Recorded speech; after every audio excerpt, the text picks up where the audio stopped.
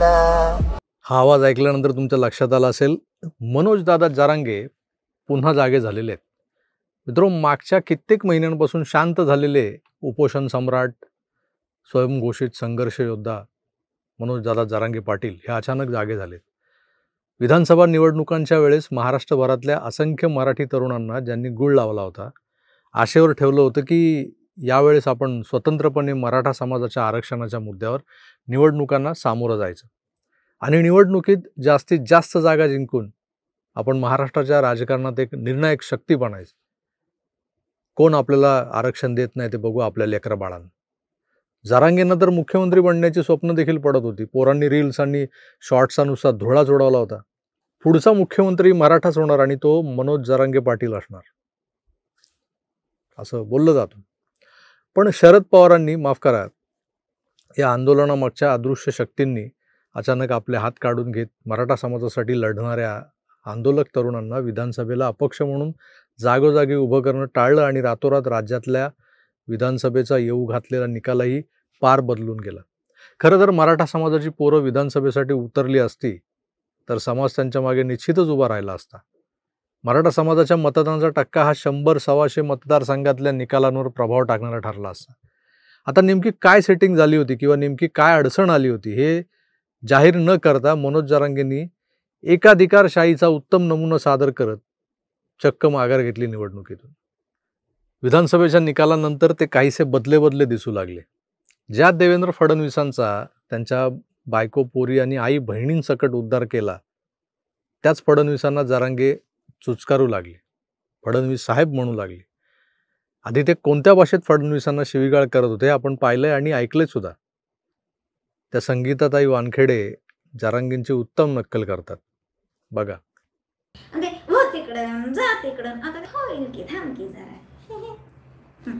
होईल सगळं आता. तर अशा पद्धतीमध्ये आता हे हो तिकडं जा तिकडं चालू झालेलं आहे. आणि मी मोजीत नसतो आणि मी काय थांबत नसतो आणि तुला तुला झटकाच आता दाखवतो तू.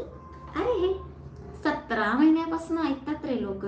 तुला दाखवतो जर भाजपची सत्ताच येत नसतील आणि भाजप असं पडणार आहे. भाजप फडणवीस असं नाव आहे त्याचं. फडणवीस नाही रे, नको वाटलं त्या नावाचे. नाव चांगलं घे.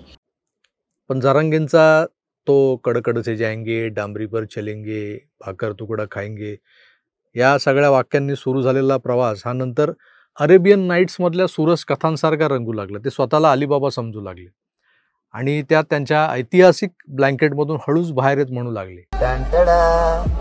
बीडमध्ये सरपंच संतोष देशमुख यांच्या हत्येनंतर फडणवीसांनी आमदार सुरेश धस यांना बळ देत हे प्रकरण लावून धरायला लावलं.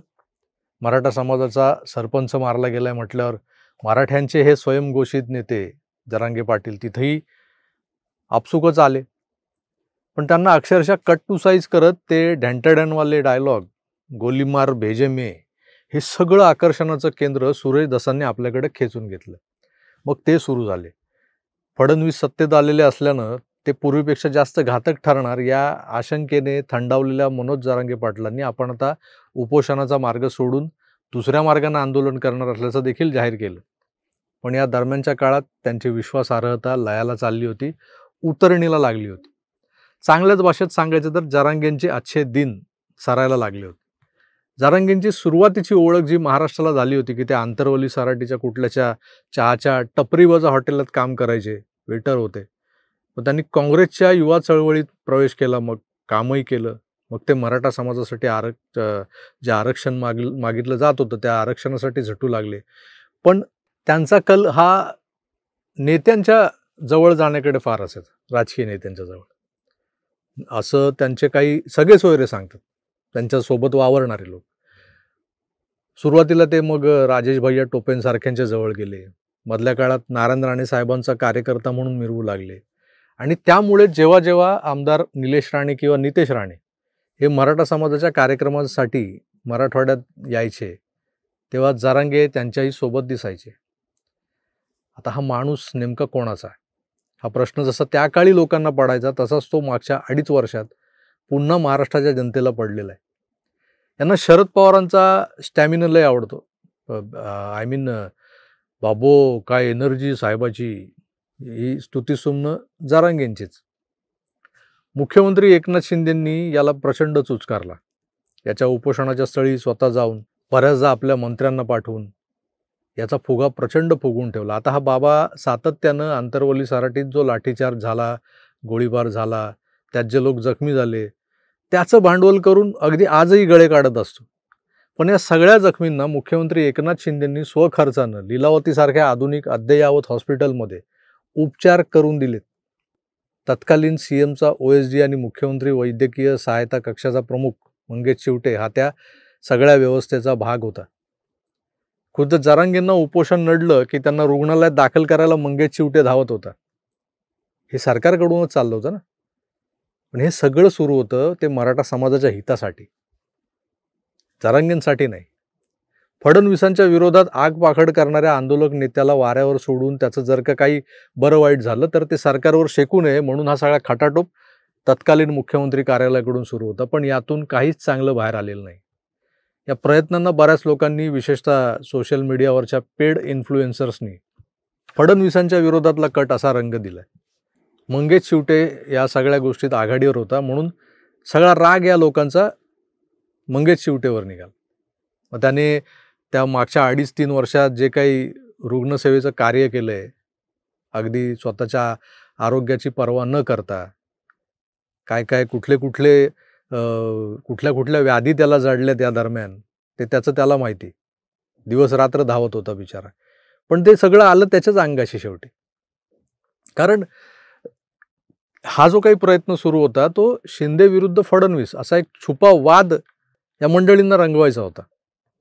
या फौजांना, ज्या सोशल मीडियावरच्या फौजा आहेत त्यांना. पण त्याने काय झालं, नुकसान महाराष्ट्राचं झालंय. मनोज जरांगे मात्र या सगळ्या बडेजावाच्या आडून आपले काही बदमाश सहकारी आणि सगळे सोयरे यांचा बचाव करत होते. हे आता काल परवाच्या कारवाईनं उघड झालंय. तुम्ही आपसात लढत होतात, मराठा समाजासाठी झटत होतात, पण प्रत्यक्षात काय चाललं होतं? जरांगेंच्या आंदोलनात सहभागी असलेले 2 कार्यकर्ते आणि त्यांचा सख्खा मेवणा विलास खेडकर याच्यावर स्थानिक पोलीस प्रशासनानं 3 जिल्ह्यातून तडीपार करण्याची कारवाई केली. खरं तर 9 आरोपी आहेत या प्रकरणात, पण महत्त्वाचे हे 3घेच. त्यात एकतर जरांगेंचे मेवणे, ते म्हणतात मेवण्यांचे पाहुणे निघाले, विलास खेडकर. वाळू माफिया असं विलास खेडकरला संबोधलं जात आहे. पण हा वाळू माफिया वगैरे नंतर, आधी पोलिसांचा खबरी होता म्हणे. पोलिसांना वाळू तस्करीची टीप देऊन डंपर पकडवून द्यायचा, त्याला काहीतरी चिरीमिरी मिळायची या टीप देण्याची. पण पुढे हाच विलास खेडकर वाळू तस्कर बनला.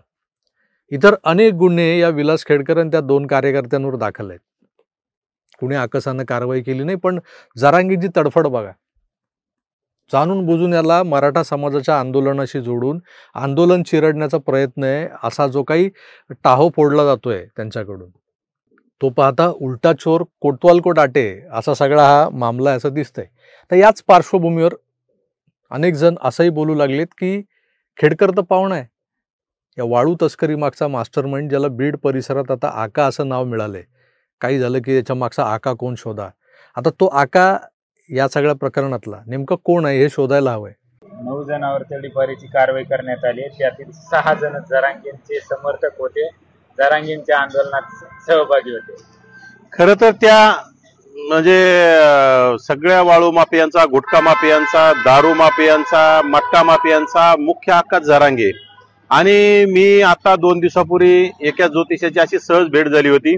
त्या ज्योतिषाकडे चर्चा सुरू होती काही लोकांची. त्यांचं म्हणणं आलं की आता जरांगेच्या मागे आता येणाऱ्या काळात मोठी साडेसाती लागलेली आहे आणि जरांगेला लवकरच कुठतरी म्हणजे जेलची हवा खायला जावं लागणार आहे. कारण की गेल्या 2 वर्षात जे पाप केलेत, गेल्या 2 वर्षात जे गोरगरिबांचे घरं मोडण्याचं काम केलं, हॉटेल जाळण्याचं काम केलं, माझ्या नावी समाजाची दुकानं जाळण्याचं काम केलं, याचं पापाचा घडा भरलेला आहे. आणि आता तो पापाचा घडा भरल्यामुळं नक्कीच जरांगेला सुद्धा जेलमध्ये जावं लागणार आहे. आणि जरांगेला जेलमध्ये जावायला लागणार हे जरांगेला सुद्धा कळतंय. म्हणून जरांगे कुठतरी मीडियाच्या पत्रकारावर अशी कोणावर आगपाखड करण्याचं काम सध्या जरांगेचं सुरू आहे. मित्रो, समाजाच्या लेकरा बाळांसाठी लढतोय असा कांगावा करत आपल्या सगळ्या सोयऱ्यांची दुष्कर्म लपवण्याचा प्रयत्न हा स्वयंघोषित संघर्ष योद्धा करत तर नाहीये ना. शोधायला हवं. पोलिसांनी याचा शोध घ्यायला हवा. मागच्या 2.5 वर्षात हात बांधून बसलेलं गृह खातं आता ॲक्टिव्ह झालंय. हात मोकळे झालेत त्यांचे. ज्यांनी ज्यांनी या गृह खात्याबद्दल आणि गृहमंत्र्यांबद्दल अश्लाघ्य विधानं केलेली आहेत त्यांची उलटी गिनती काउंटडाऊन सुरू झाले. देवेंद्र फडणवीस एकेकाला महाराष्ट्रासमोर उघडं पाडायला सज्ज झालेले आहेत. या मिशन पर्दाफाशची ही नांदी होती. जरांगेंच्या मेव्हण्यावर लावलेली तडीपारी. पुढे पुढे यापेक्षाही गंभीर स्वरूपाच्या कारवाया होतील असं वाटतंय. होतीलही. आणि याची कुणकुण थेट जरांगेंनाही लागली आहे. तेव्हाच ते पुन्हा फडणवीसांवर फुतकार सोडू लागल्याचं दिसतंय. हे सगळं आकांड तांडव म्हणजे नाकातोंडात पाणी शिरू लागल्यावरची तडफड म्हणायची का, की आणखी काही? आपल्या देशात अनेक फेक आंदोलनं होताना आपण पाहिलेत. दिल्लीत झाली आहेत, त्या रामलीला मैदानावर, जंतर मंतरवर. पण माझ्या मराठा बांधवांच्या न्याय हक्कांसाठी सुरू असलेल्या आंदोलनात अनेक फेक आंदोलक घुसलेले मी स्वतः पाहिलेत. अर्थात ते जेव्हा या आंदोलनात शिरून आपला अजेंडा राबवत होते तेव्हाच त्यांच्या मागच्या अदृश्य हात समजणाऱ्याला समजून घेता येत होते. त्या हातांना आता वेगळं काम लागले. ते एका वेगळ्या कामात सध्या बिझी आहेत. तेव्हा मराठा आरक्षणाच्या आंदोलनात शिरून त्या आड वाळू तस्करी किंवा इतर अवैध धंदे करणाऱ्यांना आता चाप बसू लागलाय का? तुम्हाला काय वाटतं? सरकार जेवढं नमतं घेत गेलं तसतसा या फेक नेत्यांचा धीर चेपत गेला आणि महाराष्ट्राच्या राजकारणातही एक भस्मासूर निर्माण झाला, जो कुणाच्याही डोक्यावर हात ठेवायला निघाला होता. ज्याला आता चाप बसू लागलाय आणि टप्प्याटप्प्यानं करेक्ट कार्यक्रम होणार याची ही नांदी आहे का? कमेंट्स करून जरूर कळवा. मी तुर्तास इथेच थांबतो. पुन्हा भेटूच. तोवर आपली काळजी घ्या आणि पाहत राहा आपलं आवडतं यूट्यूब चॅनल आकार DG9. धन्यवाद. नमस्कार.